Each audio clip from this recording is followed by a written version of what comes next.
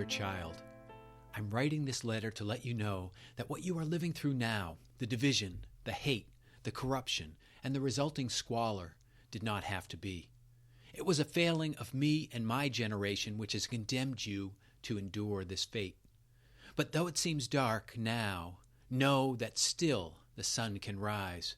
It's up to the people, and it's up to you to decide where you go from here. What is does not have to be. The other day, you requested an explanation. You had heard from your teacher that the United States of America was once a noble and respected, was once a great nation, looked upon with awe and reverence, as if it were a beacon on a hill. You asked me if men and women around the globe aspired to live amongst others, striving to embody ennobling principles of integrity, truth, and justice for all, in a land fostering opportunity. You asked why America committed suicide. I was overcome with emotion at your question. This letter, though inadequate, is an attempt to explain how we squandered our gift, our chance for prosperity, and our calling to greatness. You must understand and remember, human beings have two natures. One nature, our base physical nature, seeks power and status, dominion over others with the purpose of elevating self. The other nature, our true spiritual nature, recognizes that all is one. The eyes we gaze into, the grass we walk upon, the air we breathe remind us of our unified true nature and that we journey together. Life is a constant struggle between our two natures. We vacillate between I, me, my, and us, we, together. Only if and when we open ourselves to our true spiritual nature does wisdom emerge and we draw together. Only then do we live in harmony and prosper. Human history is the story of the struggle projected onto an epic stage. I know it may be hard for you to believe, living now amongst such ignorance and fear manifesting in hatred, but it wasn't always this way. The United States was the product of a timeless idea, an ideal really, that all people are created equal and that they are endowed by their Creator with certain unalienable rights, that among these are life, liberty, and the pursuit of happiness. The men who chiseled this ideal into the collective consciousness were far from perfect. Many were slaveholders and ambitious power seekers. But the spark they inspired lit that beacon that shone around the world. There was, for a time, one nation on earth where ideals held sway. One place on earth where men strived to improve, where most aspired to and revered principles of honesty and integrity. Succumbing selfishly to our physical nature, we discredited those principles and shred the document which had enshrined those ideals. The Constitution of the United States had been a bold proclamation, an attempt by the people to form a more perfect union, establish justice, ensure domestic tranquility, provide for the common defense, promote the general welfare, and secure the blessings of liberty to ourselves and our posterity. But alas, power corrupts, and absolute power corrupts absolutely. You see, each individual, every man, woman, and child is endowed with a gift. Each of us has the power to think, to choose how we feel, how we respond to what is. And each of us has the power to decide what we will do and which way we will go. This is the ultimate power. In a world of limits, this is freedom. Our ability to think is our freedom. Yet always with power comes responsibility, and responsibility is too much for many to bear. So instead of thinking and embracing freedom with responsibility, we absolve ourselves of the burden by giving our power away. We give our power to others so that we cannot be blamed for doing what we do. If we hold on to our power, every bad decision, every weakness, every self-serving ambition is amplified in our awareness.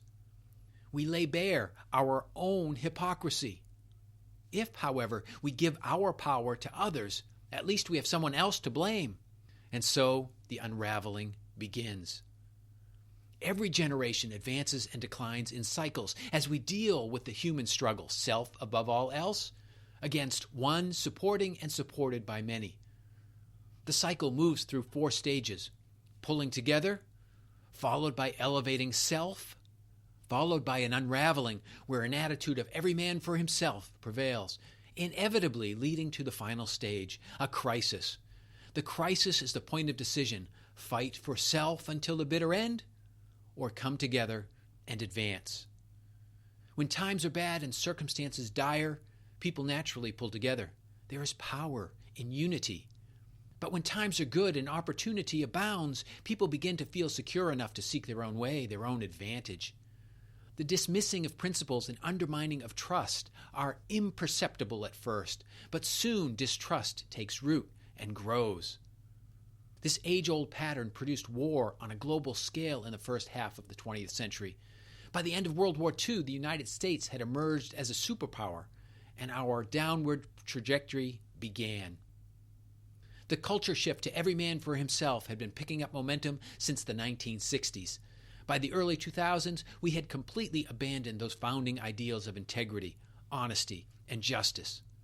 However, our quest for freedom without responsibility culminated in something we had not anticipated: the concentration of power in the hands of a few. Power corrupts, and absolute power corrupts absolutely. Over the course of generations, leveraging anonymity, we ruined our system. What we call bribery, graft, and corruption in other countries, we codified in law here in America. Campaign finance, corporate and tax law, and the reliance on bias to oppress those we felt we must oppress.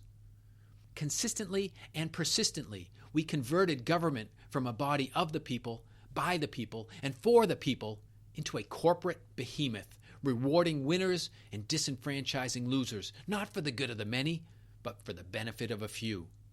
The ruse was so thorough, millions celebrated the victory of power over principle, and America began to die. Bowing to powerful masters, we selected the weakest, most self-serving, and feeble-minded amongst us to officiate at the highest levels of government. We eradicated from the public sphere civil discourse and progressive human values, those divine ideals enshrined in the Constitution. And we crushed any individual who recognized or pointed out the folly of our destructive strategy. The long game was on. We stoked and amplified division and hate through traditional media, television, radio, newspapers, and magazines, anti-social media on the internet, and through political and economic platforms. We did not realize that by fleeing from responsibility, we undermined our own prospects for living decent, fulfilling lives. We fashioned modern American politics into a lying, cheating, stealing art form. Isolating good and decent people, we cultivated fear and made sure hate flourished. We caved to the depravity and the deception of self-serving elites. We ceded power to bullies and then hoped crumbs would trickle down, going so far as to embrace the bullies' "me first" mantra as a liberating call to arms, galvanizing fear and hate politics. 3 types of people rally to bullies: those who scheme to benefit, those enamored by power, and those ruled by fear. Politicians and corporate opportunists prostrated themselves before ruling benefactors, while power-hungry grew enraged, and the fear-filled cowered with every ignorant, hate-filled word and divisive tweet issued by self-absorbed elites. But remember, life intends to grow. When we move off course, a power beyond time and space nudges us in another direction. Into the mix of me first, an opportunity to change course surfaced. It was a coronavirus dubbed COVID-19. When COVID-19 struck, Americans responded fearfully. We acted to protect ourselves personally and, to a degree, others. But the response had inconvenient consequences. Worse still, the virus revealed a truth even lies could not suppress. The elite's Prosperity Act was an illusion. Only the rich were growing richer. Undeterred by truth, throngs gathered to invoke fear and hate, chanting, "Me first, me first, me first." They stormed and ravaged our capital, and the idea that was America died. The rest of the story, the fear and hate leading to violence, was an inevitable consequence of our divisive path, hastened by our Me First movement. We never stepped back to examine what we, at the time considered a self-evident truth. Powerful, ignorant men know best. We blamed everyone but ourselves. Seduced by the prospect of me first, we destroyed trust with enthusiasm at an industrial scale. And we ended up destroying America and destroying your life. I am sorry.